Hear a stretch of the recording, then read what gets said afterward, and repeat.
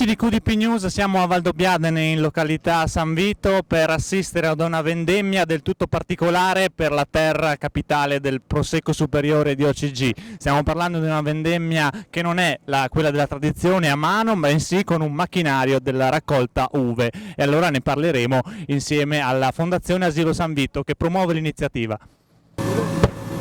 Danilo Vanzin, presidente Fondazione Asilo San Vito. Questa vendemmia, dicevamo, è del tutto particolare per questo territorio. Com'è nata l'idea? L'idea è nata ancora 5 anni fa con la presa in mano diretta dell'azienda agricola. Come vedete siamo sotto il campo di lavoro della macchina vendemmiatrice che sta vendemmiando il nostro Pinot nero. È il secondo anno, il primo anno era in produzione del 50%, ora possiamo dire che siamo quasi al 100%, ed è nata con l'intento di valorizzare il patrimonio della fondazione.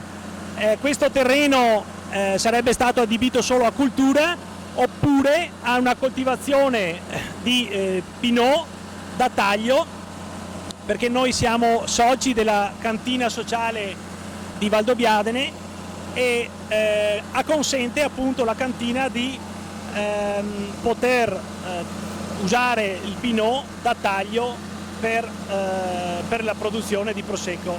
Quindi noi abbiamo colto l'occasione, grazie ai suggerimenti di persone valide, collaboratori validi che ci coadiuvano, e anzi ringrazio perché sono sempre molto attenti a noi.